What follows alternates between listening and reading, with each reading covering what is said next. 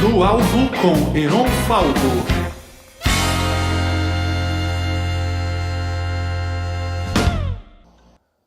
Sejam bem-vindos! Você entrou no Alvo, eu sou Heron Falco, estamos aqui hoje com Enrico De Pauli. Enrico De Pauli é 2 vezes ganhador de Grammy, ele é um engenheiro musical e produtor. Então vamos entrando, junte-se a nós, sentem-se ao redor da fogueira e vamos ouvir a sabedoria desse mestre da música. Falou! E aí, Henrico, beleza? Tudo bom?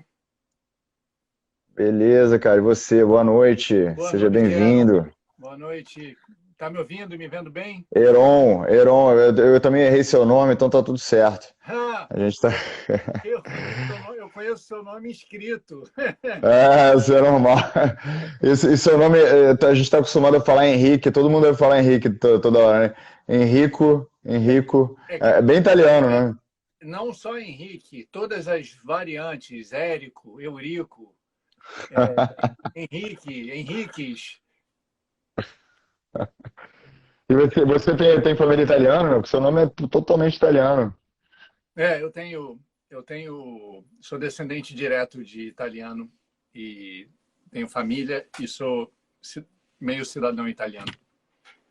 Ah, legal, também sou. Pra mim tem família, eu também sou cidadão italiano.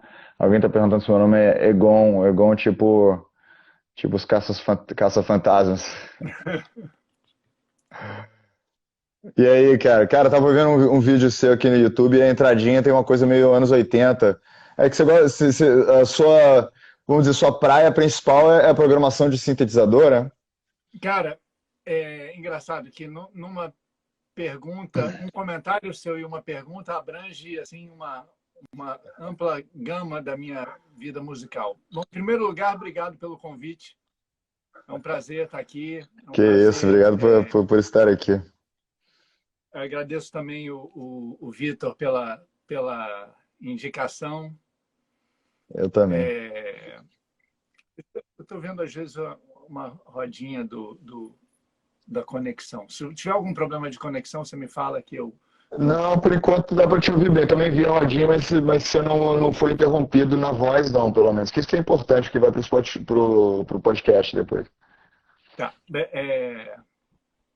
Então, agradeço, não sei se ele está aí, o Vitor, pela indicação da gente, indicação mútua, né, da gente se encontrar aqui. Eu fiz um trabalho com a banda que o Vitor tinha muitos anos atrás, uns 13 anos atrás, uma banda muito bacana que chamava Linha 2. Mas voltando à sua pergunta, eu comecei com um tecladinho da Casio que eu ainda tenho, que ele é quase uma calculadora de tão pequeno. Ele se tornou um clássico, chama Casio VL-Tone ou VL1. Acho que eu sei o que é. E eu venho, nos anos 80, assim, a molecada tinha esse brinquedinho bacana. E nos anos 80, eu fazia uma coisa que era moda na época, que era equipe de som. Né? Molecada lá do condomínio, cada um pegava um toca-disco do pai, um tape deck, um amplificador, caixa de som, e a gente ia para os playgrounds dos prédios, montar aquela parafernália lá e fazer festa. E aquilo começou a porção maiorzinha, e começaram a contratar a gente para alugar o som para as festas. Quando eu vi, eu muito criança, ainda com 12 anos de idade, eu já tinha um equipamento meu e cartão de visitas e tal, e eu alugava som para festa. Nessa ocasião, começaram os preparativos do Rock in Rio 1. O Rock in Rio 1 foi um grande marco, né? Assim como várias coisas que acontecem, né? Por exemplo, quando o Gustavo Kirten era tenista na ativa, ganhando um monte de coisa, um monte de criança começa a seguir os caminhos e virar tenista, né? Todo grande evento no país vira Sim. um núcleo eu nunca tinha feito essa conexão, mas realmente, né? Que eventos têm essa coisa de trazer para o imaginário uma coisa mais concreta, né? Talvez assim, as pessoas precisam ver para crer e começam a seguir depois. Porque assim, tênis estava passando na televisão desde sempre, né? E, né? É fato o que você está falando, só que acaba que quando você, você vê o tenista, ou você vê um evento como o Rock in Rio e aquelas pessoas lá, que não é uma só, não é um tenista só, mas é uma série de artistas e bandas, Aham. crianças passam a ter aquilo como ídolos, né? Tipo, eu quero ser Sim. aquilo. Eu, quando crescer, quero ser tão E incrível. talvez é porque traz mais para perto, né? Você sente que é mais real. Porque talvez quando você vê uma coisa tipo na televisão, vem em Hollywood, né? Você vê um monte de filmes sobre artistas, é uma coisa, mas você vê lá, sei lá, o Fred Mercury tocando. Mesmo que você veja na televisão, você sabe que ele tá tocando ali no Rio de Janeiro e você mora ali em BH, sei lá. Você vê que é uma coisa mais próxima da sua realidade, talvez, né? É isso mesmo. Bom, aí com o Rock in Rio, toda a molecada que eram meus amigos, eu via todo mundo indo, né, para os pais de Natal. Pô, eu quero uma guitarra. Todo mundo queria guitarra. A verdade é que 90% queria guitarra. Né? Rock in Rio, o símbolo era uma guitarra, tal, todo mundo queria uma guitarra. Alguns, para infelicidade dos pais, queriam bateria. Eu quis uma durante tempo.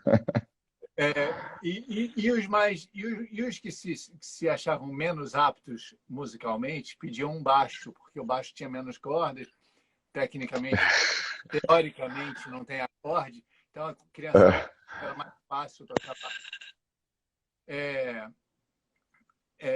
Eu pedi uma guitarra para o meu pai, falei, pô, eu queria uma guitarra de Natal. Aí ele falou, pô, mas você já tem aquele tecladinho, né? Você tira tanta coisa de ouvido naquela coisa, naquele pianinho. Por que a gente não pensa num tecladinho um pouco maior? Você já está nas teclas, então. E o meu pai ele com só pelo olhar dele ele era muito fácil ele convencia, né? Ele não precisava insistir muito Hipnótico.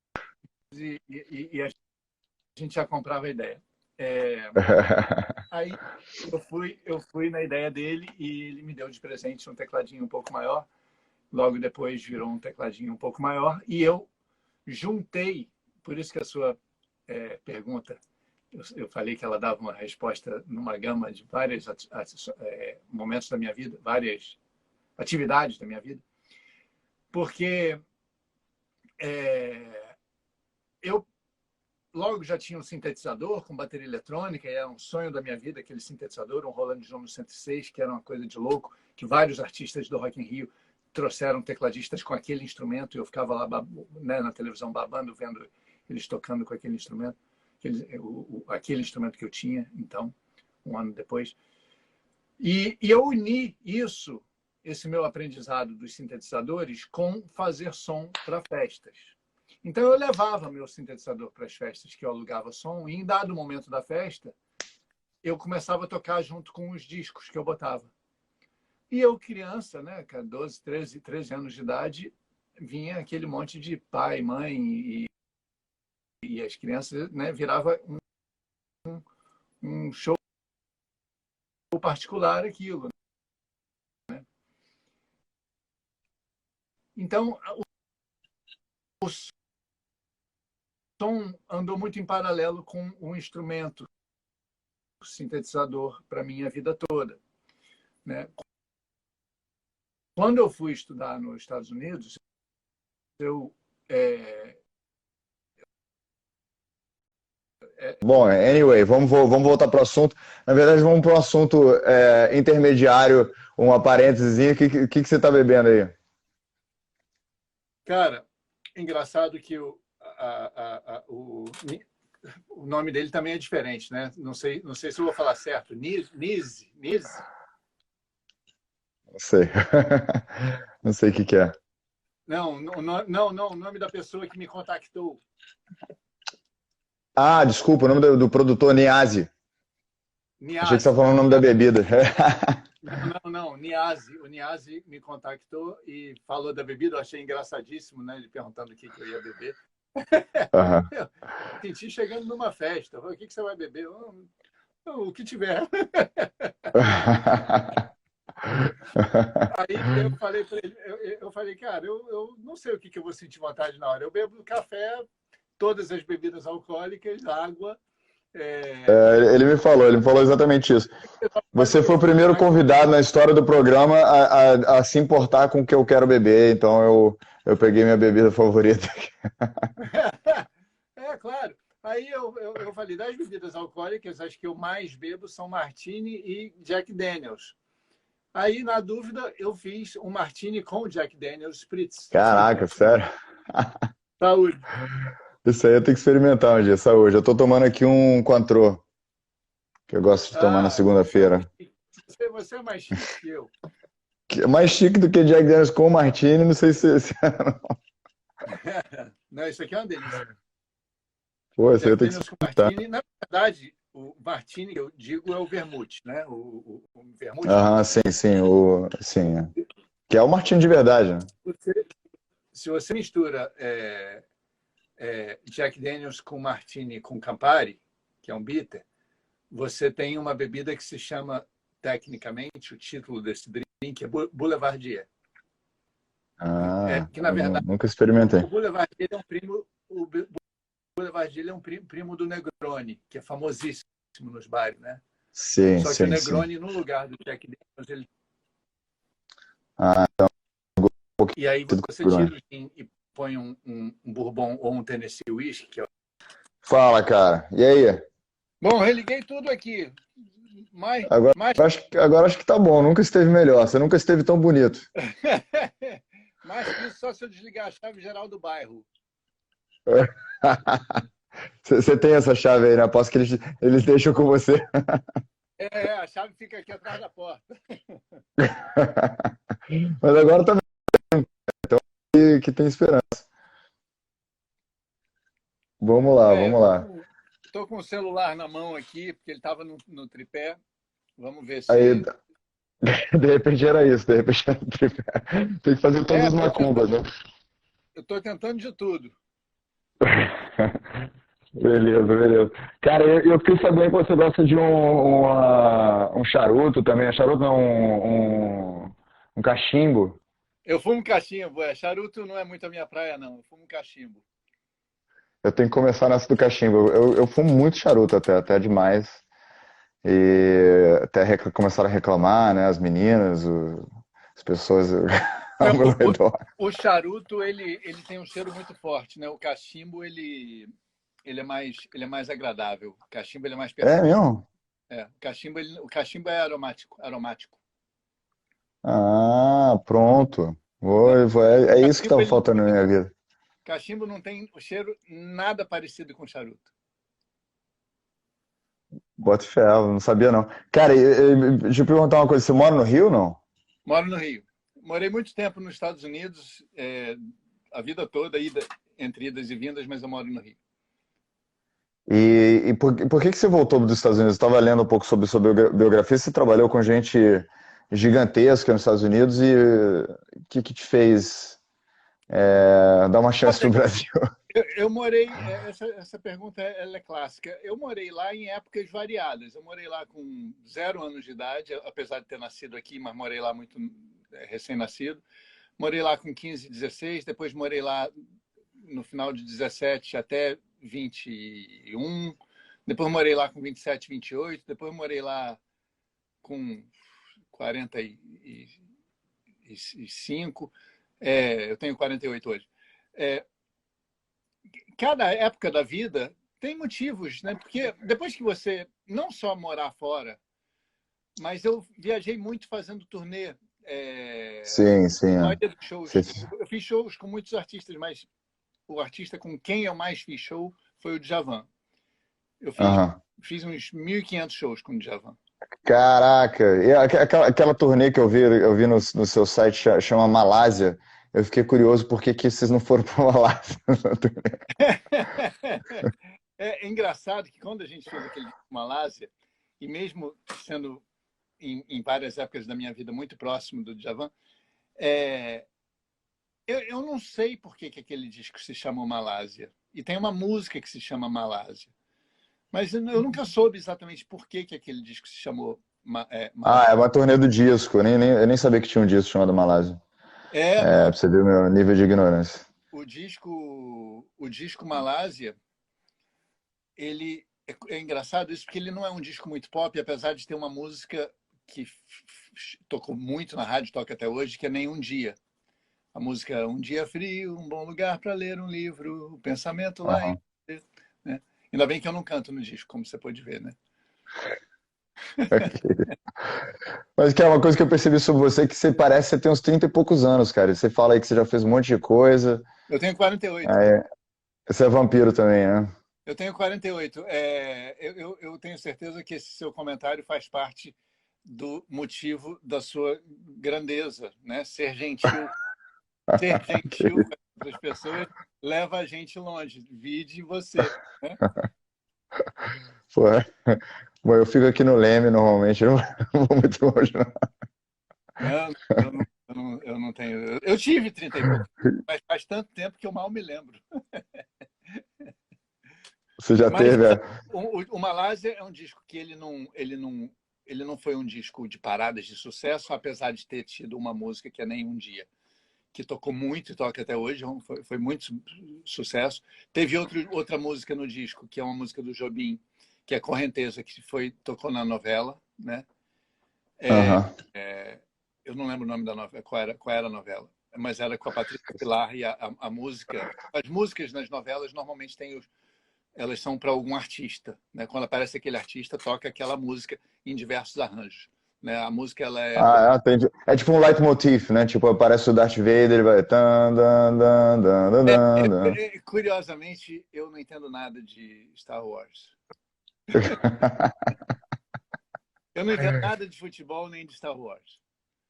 Mas se Que você coisa, perguntar, cara. Que você conversa com seus amigos sobre o UFC? no UFC eu também não entendo nada de UFC. Eu posso conversar com você sobre carros, sobre os cachimbos, sobre Pode ser. colecionáveis de uma maneira geral. É, eu Eu coleciono. também não gosto de UFC e futebol, não. Tô brincando. É só um estereótipo. Eu não devo ter muita cara de UFC, né? Não, Eu porque muito normalmente menos. as pessoas, salvo alguns enganos, as pessoas elas se parecem com o que elas gostam, né? É, pode ser. Isso é É, verdade. e é raro um lutador de jiu-jitsu, por exemplo, nada contra o jiu-jitsu, acho até bacana, mas já até lutei taekwondo anos atrás, É mesmo, também, taekwondo, exatamente. quando eu era adolescente, eu lutava taekwondo. Mas eu não luto nada hoje em dia. Eu luto, luto para pagar os impostos.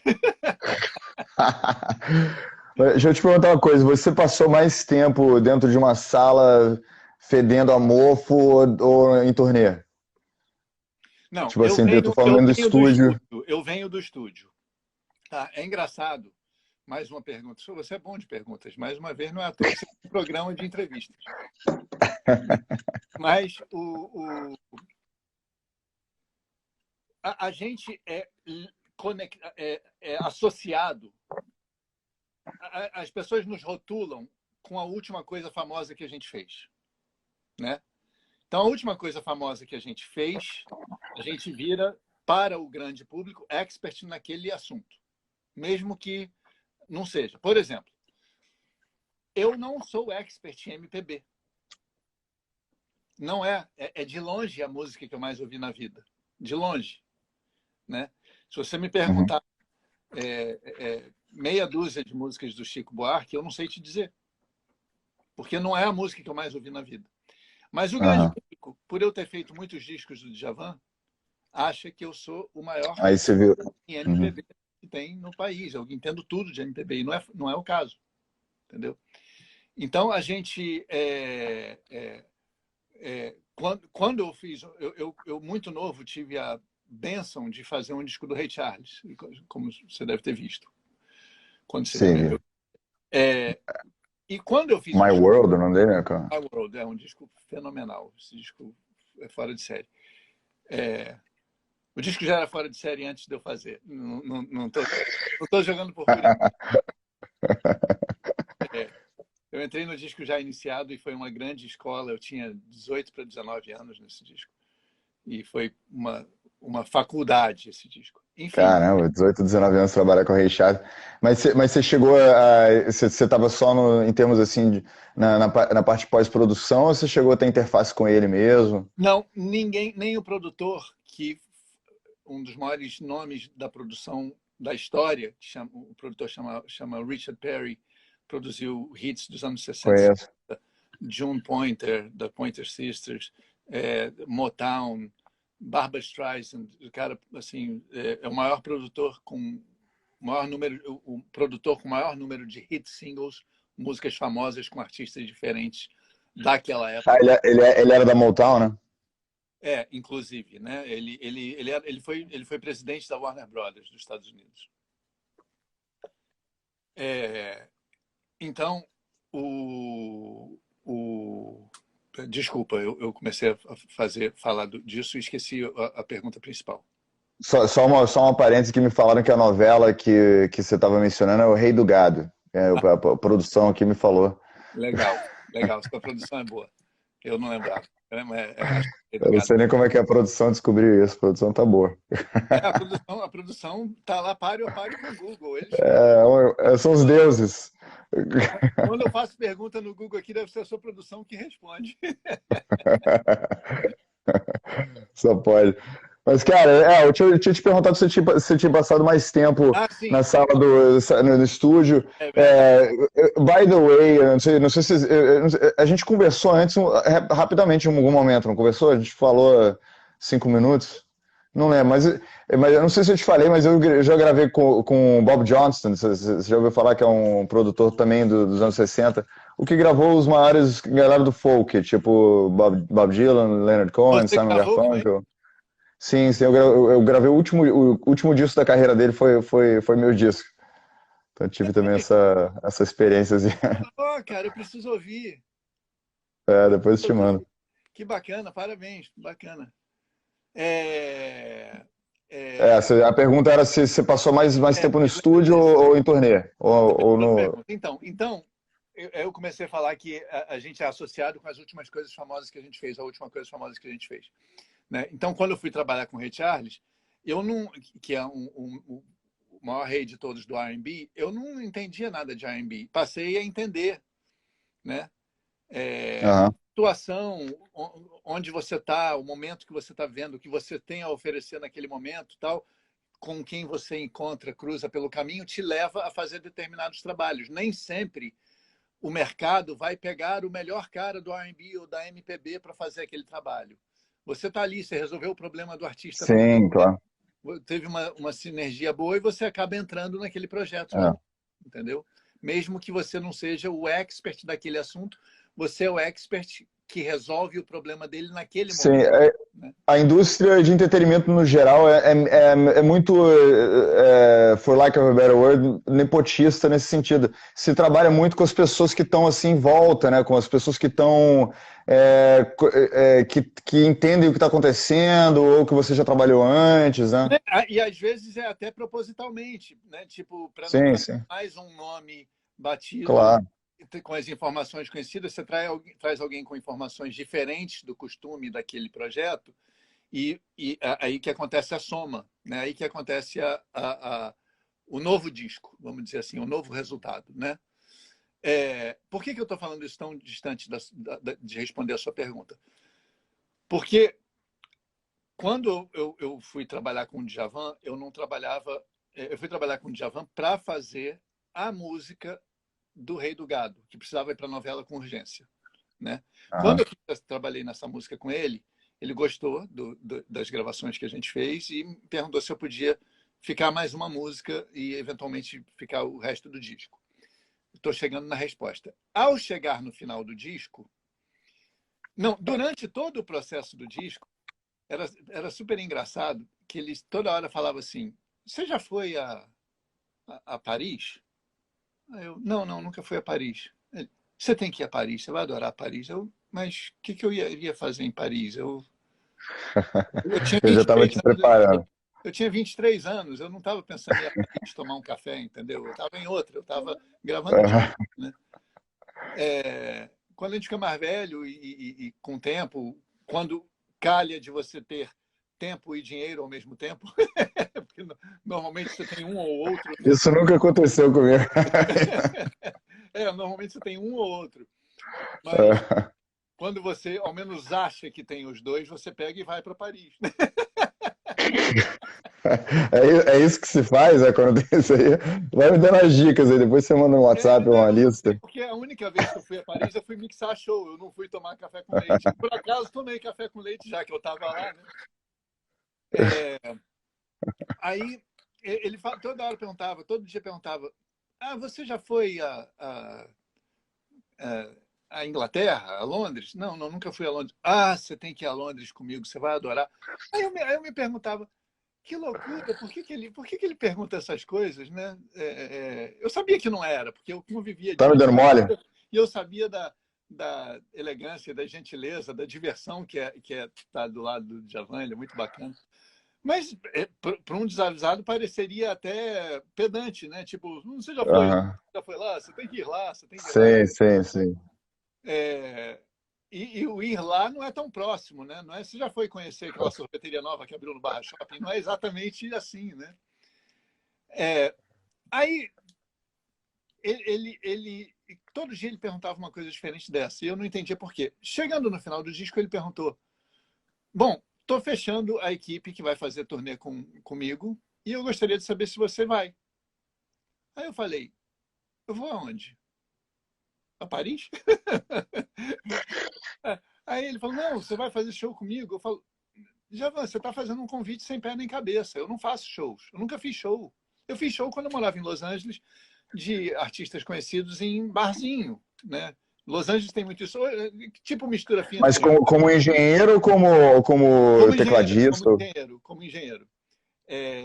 Eu vou contar a parte onde que a minha vida se separou oficialmente como engenheiro e músico, que é bem interessante. Mas deixa eu terminar essa parte, minha memória é ruim. Se eu entrar em outro caminho, eu esqueço de onde eu estava. Não. Como entrevistador, sua memória deve ser melhor. Você sabe voltar nas perguntas. Ou a sua produção te ajuda, mas aqui, se eu sair do caminho... Só toda produção, toda produção. Eu sou só um charlatão. Bom, aí ele falou: eu queria saber se você podia ir fazer show com a gente. Pô, gostei tanto de trabalhar aqui com você. Eu falei: não, o que você está me convidando é igual pegar um piloto de Fórmula 1 e perguntar se ele quer fazer o Paris-Dakar, entendeu? Ele pilota bem, mas ele não sabe pilotar uma moto no deserto, entendeu? São coisas completamente diferentes. Você mixar um show, o equipamento é diferente, as caixas de som são diferentes, o sistema todo é diferente, as mesas de som são diferentes, é tudo diferente. Mas ele gostou do seu trabalho e queria você mesmo. Mim, aí foi o checkmate. Ele virou para mim e falou assim: eu estou disposto que você aprenda a fazer show durante a minha turnê, se for para você me dar o som que você me deu no estúdio. Pô, que legal. Aí eu olhei para ele e falei: esse cara é completamente louco. O convite é uma honra sem precedentes, porque é depositar muita confiança em mim, mas é muito risco que ele está falando.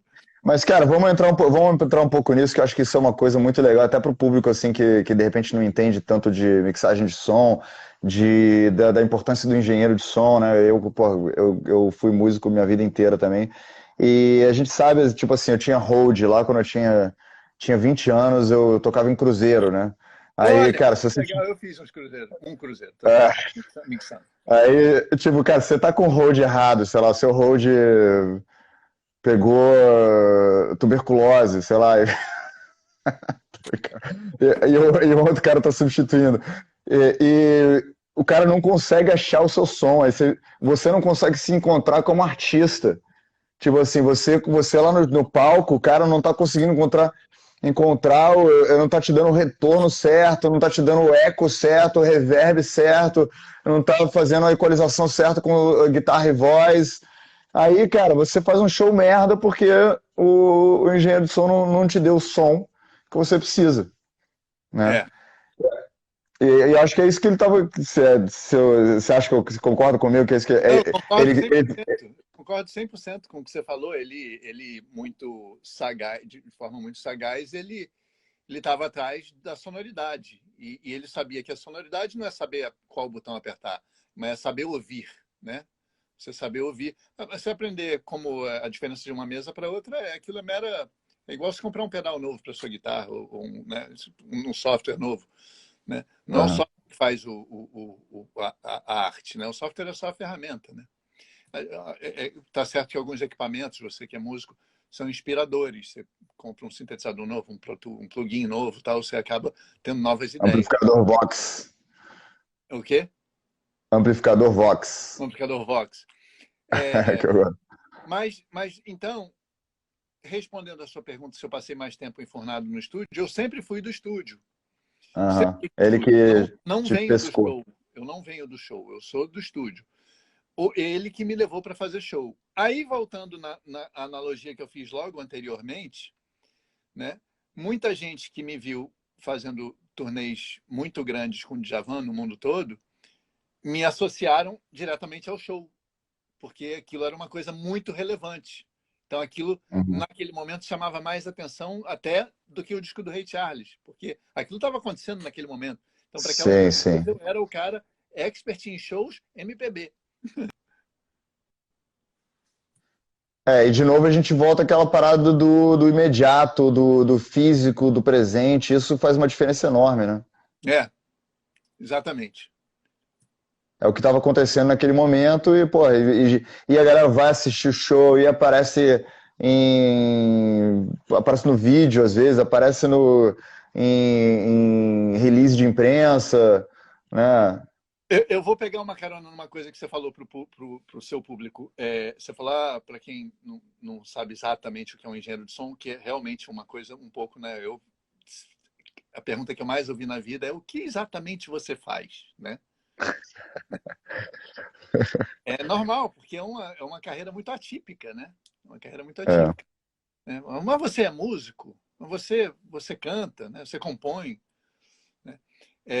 Engenheiro de som, e eu me considero felizmente responsável por ter rebatizado essa... Primeiro, sempre chamaram de técnico de som, o que eu não concordava, não gostava muito desse termo, né? Técnico É. de som, para mim, é o cara que conserta a rádio. Né? E, te- Sem nenhum menosprezo. Eu preciso dessas pessoas. Eu tenho e pode ser um equipamento monte de coisa também, né? O técnico de som, aquele cara tá começando, ele faz isso, faz aquilo, ele conecta o microfone. Eu venho da música. E eu acho, como tudo que a gente falou até aqui, para você ser um engenheiro de som, um técnico de som, você, para ser bem sucedido, ter bons resultados, você tem que, na verdade, o que você está fazendo, você está regendo a música. Só que você está regendo a música já gravada no estúdio, Uhum. não no show. Quando você está ali com cada canal da gravação, tem a bateria, vou falar de uma forma mais simplória. Tem a bateria, tem o contrabaixo, tem o violino, tem o violoncelo, tem o piano, o cantor. E ali você pilota quem que vai brilhar mais em qual momento. Uhum. Você ouve a música, conhecendo, né? Você conhece, você se situa dentro do arranjo, do que está sendo tocado ali, e você pilota aqueles volumes, Sim. aquelas intensidades, aquelas tonalidades, né?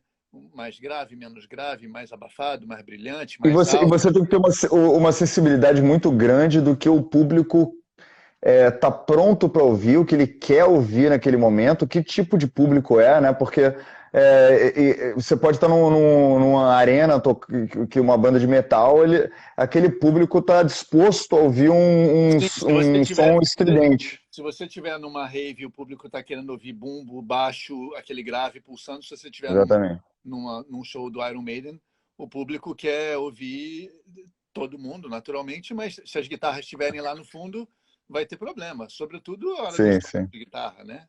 E tem as nuances, não é só qual instrumento é mais importante no momento. É igual assistir um filme, né? Você está assistindo um filme e de repente tá aquela música alta, e de repente vira aquele silêncio, aquela cena escura, entendeu?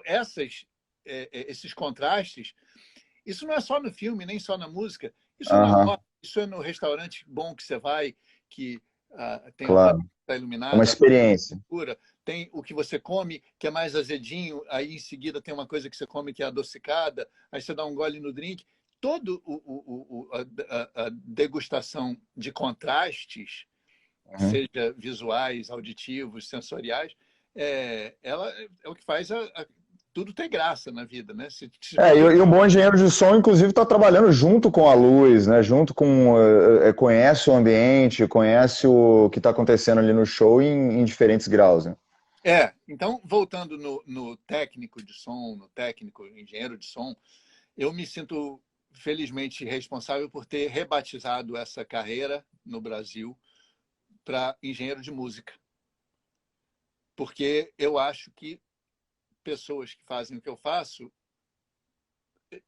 regendo a música, endereçando a música e os contrastes dela para o ouvinte, para o público, são engenheiros Uhum. de música. E aí eu pego uma carona no tal do famoso PA dos shows, né? Muita gente não ouviu falar, muita gente já ouviu falar sem saber o que é. Por que é? Você que vai mixar o PA, o PA estava alto, o PA estava bom. O que é PA? PA, tecnicamente, são as caixas de som de um show. Aquilo é o PA, né? Mas por que é PA? Né? PA quer dizer Public Address, que Uhum. A última interface com o público. é o endereçamento do palco sonicamente para o público. Né? Uhum. O público vai ouvir e o que ele vai sentir sonicamente do show, do espetáculo. Você está pegando a música lá que eles estão fazendo, tanto num álbum quanto ao vivo, e você é a última interface com o público. Então você está fazendo aquela. Se eles fizeram merda no show, você pode consertar. Se eles fizeram merda na gravação, você pode consertar. Se você fez. Se eles fizeram bem, você pode estragar tudo no final. Você consegue chamar a atenção de determinadas áreas, né? Por exemplo, se um guitarrista rebenta a corda dele, você consegue ir escondendo ele na mixagem, você pega. Exatamente. Você pega, mas é um trabalho em equipe, né? Aí o baixista começa a fazer uma coisa para chamar a atenção e o público não fica olhando ali para o guitarrista, trocando a corda da guitarra ou pegando outra guitarra. Né? Exatamente. Aí quando você vê que o baixista está fazendo uma coisa interessante, você... Aí tem que cutucar alguém e gritar, não tá ouvindo, outro cara lá não tá prestando atenção. O cara Acontece muito, já. no WhatsApp, né? Tá vendo o WhatsApp. Ele está vendo a live do Heron.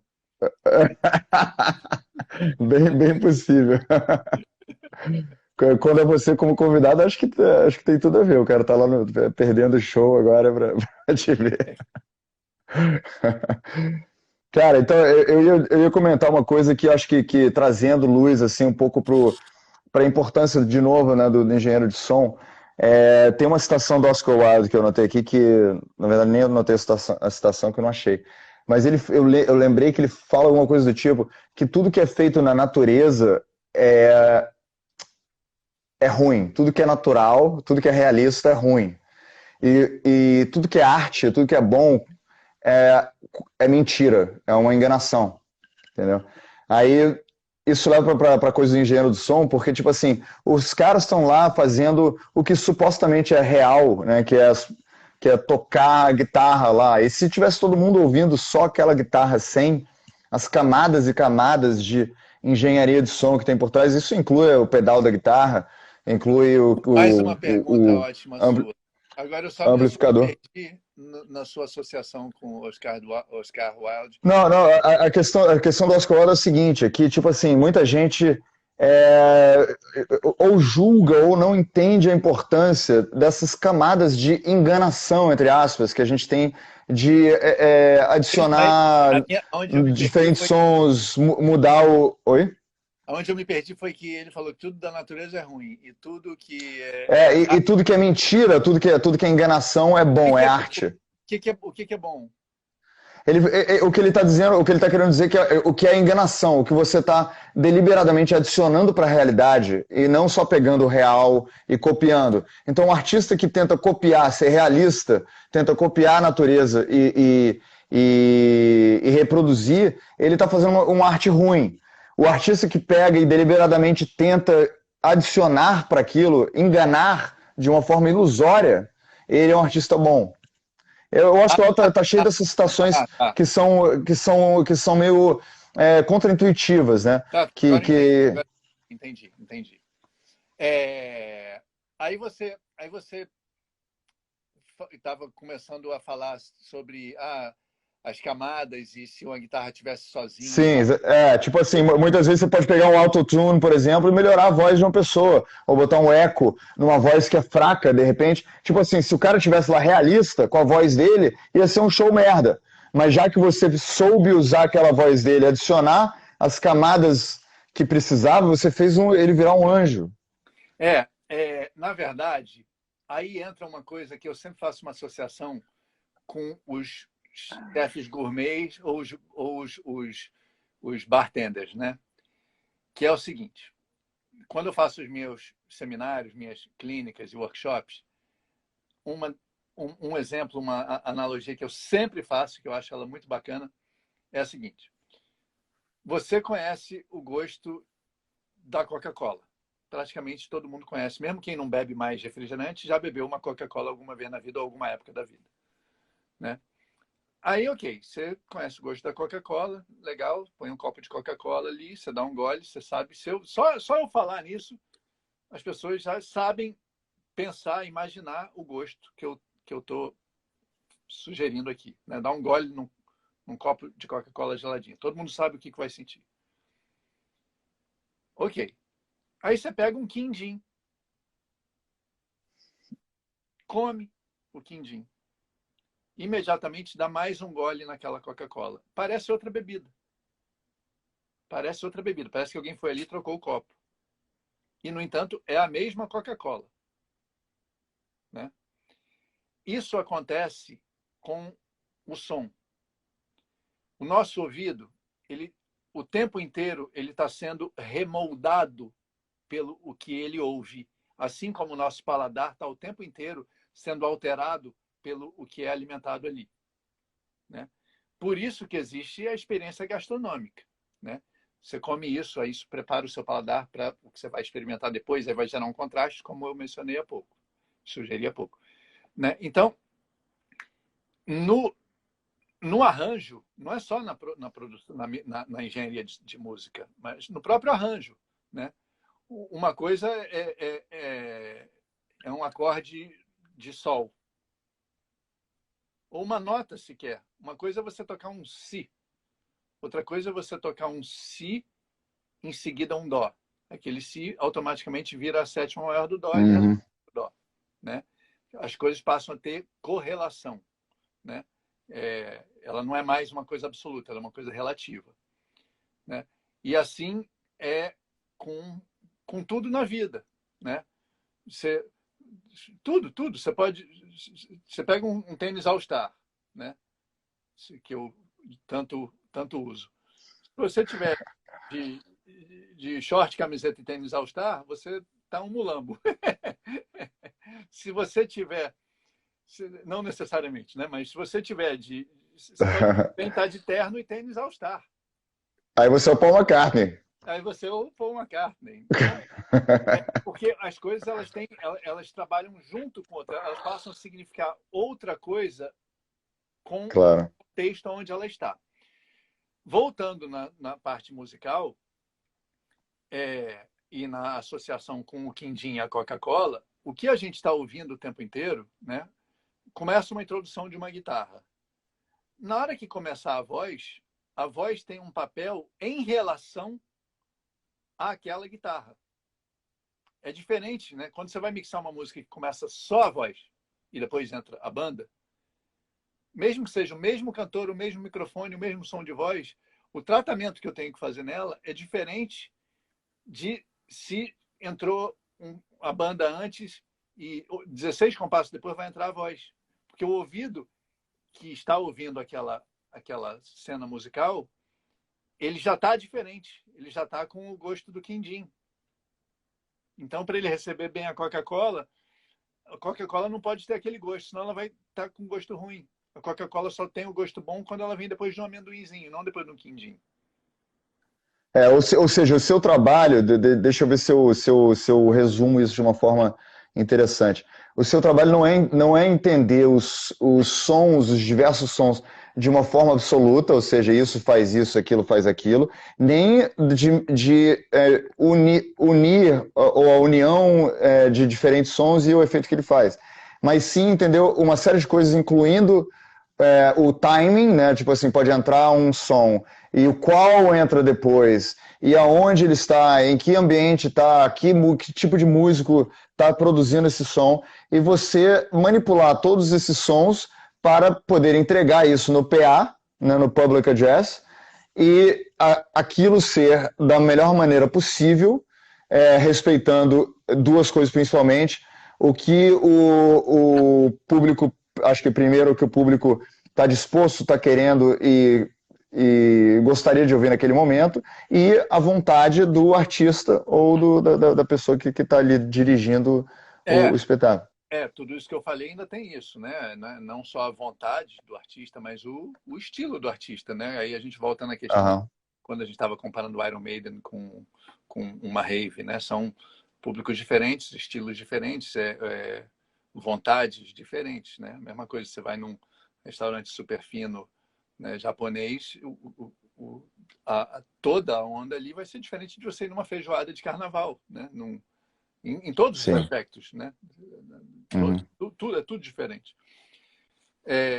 Então, quando eu ensino, né, quando eu leciono, faço vídeos, faço workshop, treinamento particular do que eu faço, você falou, agora há pouco você falou, deixa eu tentar resumir exatamente o que você faz. O que eu faço, basicamente, é trabalhar em função, é entender cada vez mais como funciona o ouvido do ouvinte. Isso é o que eu faço.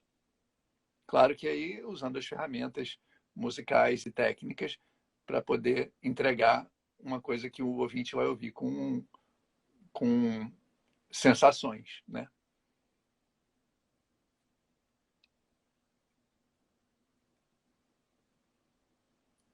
Alô? Alô? Oi, oi. Ah, não, tá bom. Eu só parou de falar. Achei que é porque às vezes não dá pra ver sua boca. Cara, então agora acabou nosso horário. Eu deixei um pouquinho a mais pra gente poder compensar um pouquinho pelas falhas. Eu acho que na boa foi o Instagram, mas deixa isso para os deuses, pra produção aí resolver depois.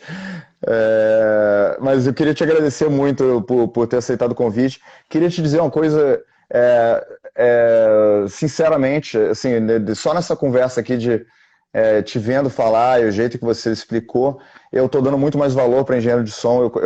Claro, como músico, eu dava um certo valor a engenheiro de som, mas, por exemplo, antes uma coisa que eu percebi, por exemplo, é que um single que eu gosto, que eu gravei, que não foi gravado pelo Bob Johnston, eu gosto mais desse single do que das músicas que eu gravei com o Bob Johnston.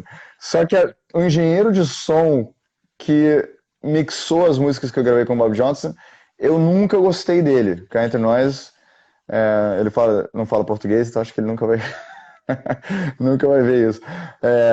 Principalmente E com o, você rindo depois que você fala que não gostou. Eu nunca gostei disso. Parece que você está fazendo um elogio.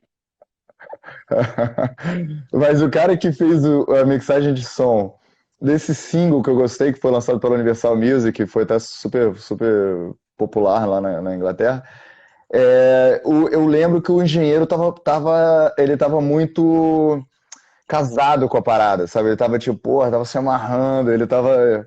E eu fui com a cara dele, a gente trabalhou bem, eu falei o que eu queria, ele, aham, entendeu? E saiu um negócio melhor. Eu sempre achei que foi porque eu tava mais maduro e pode até ser, né? Depois. Mas eu vou te fazer um convite não oficial, mas depois eu vou relançar esse disco. Na verdade, nunca foi lançado o disco do Bob Johnson de fato. Eu tive um problema com as gravadoras e tudo mais. Nunca foi oficialmente lançado, mas quando eu for lançar ele, eu vou te fazer um convite oficial em algum momento. Mas quem sabe a gente não senta e vê se você não estiver muito ocupado, você pode talvez fazer essa mixagem, essa magia negra que você faz Não, vai pra ser um gente. prazer. Eu esse momento que, né, você deve recordar, né, quando você me convidou para fazer, mandou a mensagem para a gente fazer a live, eu estava num maremoto aqui fazendo Aham. 3 projetos simultâneos e mais outros 2 em paralelo. nossa, estava realmente um momento muito difícil. Então, foi uma grande falha minha, e eu peço desculpas de eu não ter feito o meu dever de casa, né? Eu fui apresentado a você por um cara... Que isso, eu não tinha dever de casa nenhum. Cara que eu tenho as melhores estimas, né? O Vitor. Então, eu sabia, né, que eu ia estar encontrando alguém muito bacana, e eu vi o seu Instagram e a sua quantidade de coisas que você faz. Mas eu não sabia, estou falando isso tudo porque eu não sabia que você era músico esse tempo todo, né? Então, essa é a minha grande falha. E eu vou desligar aqui, a primeira coisa que eu vou fazer, terminando esse drink, as suas músicas estão... Onde que eu ouço? Elas estão no Spotify? Eu te mando. O Spotify a gente tirou, né? Teve problema com a gravadora e tudo mais, mas graças a Deus estão tudo no meu nome, porque eu tive essa perspicácia de não entregar as coisas para eles. Mas eles que fizeram a inscrição no Spotify e tudo, e depois saiu, né? Depois que acabou o contrato com eles, saiu. Mas eu tenho no YouTube, eu te dou os links, mas eu não consigo separar de beber, não. É melhor beber para não julgar tanto. Bebe um pouco. Não, eu vou bebendo junto. Eu não bebo muito, não. Eu bebo uma coisinha sempre, mas não bebo muito, não. Eu bebo... Tem aquela frase que fala, eu bebo pouquinho, não é só aquele pouquinho suficiente para me transformar em uma outra pessoa, né? Essa outra pessoa é que bebe mais. Isso é ótimo. É o Mr. Hyde, né? Bota fé, Rico. Cara, e você tá saindo de casa, não? Vamos marcar de se encontrar a qualquer momento e tomar um café, tomar um drink. Você me ensinar a fazer esse drink aí, você chega aqui em casa, te convido. Vai ser um prazer. Podemos sim. Vamos sim. A hora que você quiser, a gente combina isso. Vai ser um maior prazer. Te convidar para ir para Paris. Tomar um café com leite. Acho que a gente poderia marcar aqui primeiro, mais rápido. Valeu, Rico, cara, brigadão, cara. Dá pra ver que você é muito divertido, você é um cara... É outra coisa um outro elogio que eu ia fazer, eu acabei não fazendo. Você, pô, já tocou, já trabalhou com gente aí de todo calibre, e você desde o primeiro momento sempre foi cavalheiro, foi elegante comigo, foi aberto, foi, pô, generoso, entendeu? Sempre... Pô, eu não posso te atender, pediu desculpa. Tem gente que até a minha namorada que não me atende não pede desculpa. Mas isso é normal. Não que eu tenha namorada, hein, gente? Só para anunciar que... Só para não causar nenhuma distúrbio. Eu sempre digo que a gente não consegue mudar o mundo, mas a gente consegue ser como a gente gostaria que todo mundo fosse com a gente, né? Então a gente acaba ao menos fazendo com que o nosso perímetro, a nossa... Sim, influenciando positivamente, né? Fique mais bacana, né? E isso é só um estilo de vida. Tamo junto nesse estilo de vida, pode ter certeza. Legal. Te agradeço muito. Eu também. O agradecimento é mútuo, é recíproco. Manda para mim os links do YouTube que eu vou ouvir aqui no estúdio agora. Valeu, Henrique. Tudo de bom, cara. Muito prazer. Um abraço para todo mundo. Beijão, boa noite. E seguiu. Um abração. Tchau, tchau. Fiquem com Deus. Valeu. Tchau, tchau.